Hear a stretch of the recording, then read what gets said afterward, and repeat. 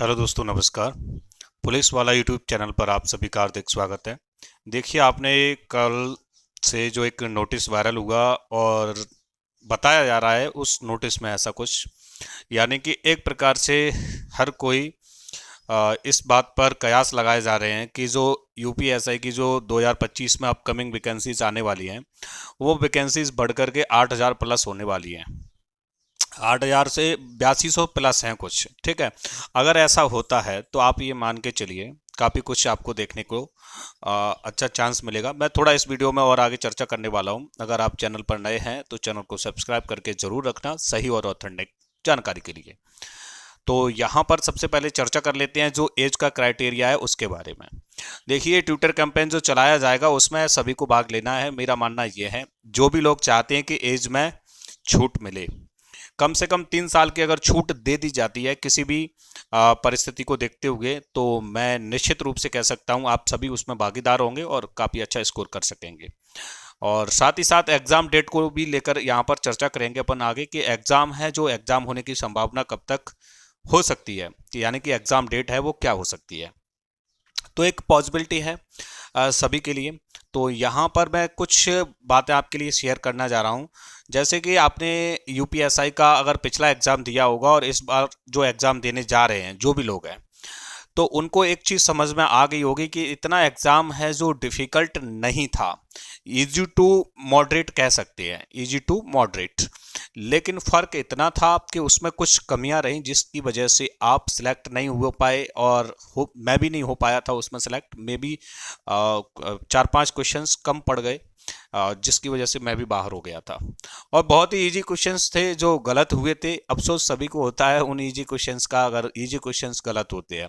और easy questions का गलत होना सिर्फ यही कारण है कि आप उनको जो भी पढ़ते हैं उसको आप बार बार रिवाइज नहीं कर पाते हैं, और आपका रिवाइज ना कर पाना ही असफलता का सबसे बड़ा कारण बन जाता है, जैसे कि मेरे साथ भी हुआ था। कुछ वजह ये भी रही थी कि ड्यूटी के चलते जो समय का अभाव रहा उसकी वजह से भी मैं थोड़ा पढ़ने में उतना समर्थ नहीं हो पाया, जितना कि प्रिपरेशन के लिए समय देना चाहिए उतना मैं समय नहीं दे पाया। दूसरी बात, जो एग्जाम की जो डेट आई थी वो एकदम से क्लियर हुई थी, तो यानी कि 15 से 20 दिन का ही समय मिल पाया था। उससे पहले जो बरसाती मेंढक वाली कहानी होती है वही कि हर कोई लूज था कि एग्जाम पता नहीं कब होगा, ऐसे तो काफी दिनों से सुनते आ रहे हैं, उसके चक्कर में ऐसा हो पाया। तो ये गलतियां आप ना करना अगर आप यूपी दरोगा बनना चाहते हैं तो। क्योंकि मैं ऐसा इसलिए सजेस्ट कर रहा हूं क्योंकि जो गलतियां मैंने की हैं उसका परिणाम मैंने भुगता है।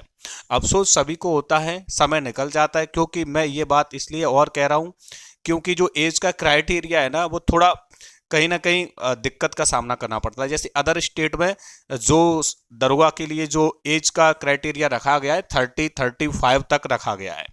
ठीक है, तो इसलिए यहाँ पर जो यूपी के अंदर देखा जाता है वो समस्या इसलिए ज़्यादा क्रिएट होती है।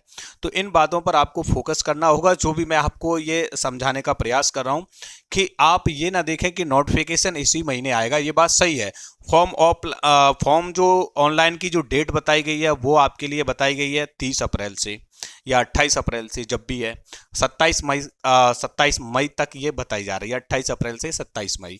तो अगर मान लीजिए ये महीना आपका एग्ज़ाम के जो फॉर्म फिल करने में निकल गया, तो आपका बचा फिर क्या, जून और जुलाई। यानी जुलाई और अगस्त में एग्जाम होने की संभावना मेरा मानना यह है 80 से 90% है, संभवतः है।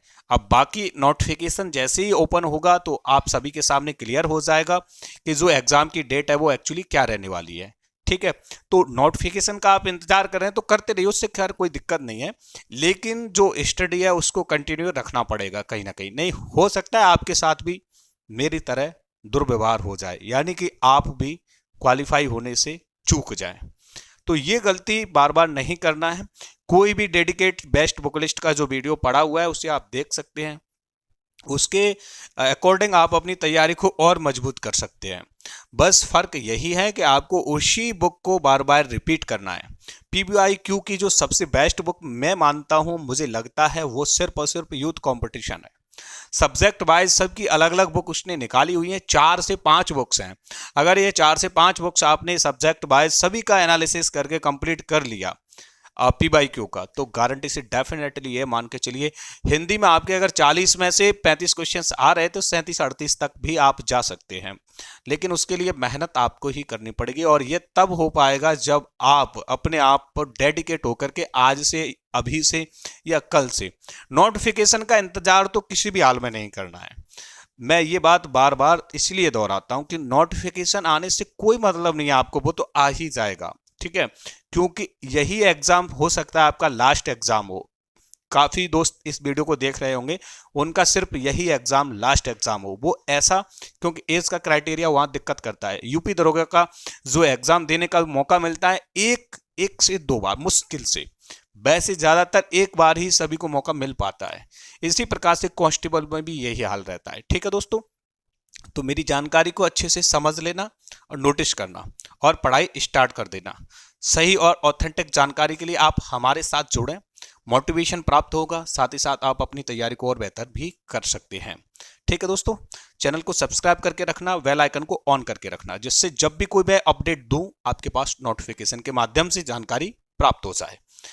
तो फिर मिलेंगे अपन एक नेक्स्ट वीडियो में सकारात्मक ऊर्जा के साथ, सकारात्मक सोच के साथ, और फिर वहां से डिसाइड करेंगे कि किस प्रकार से कैसे और बेहतर करके अपने आप को भी बेहतर और बनाया जा सकता है। ठीक है दोस्तों, जय हिंद, धन्यवाद।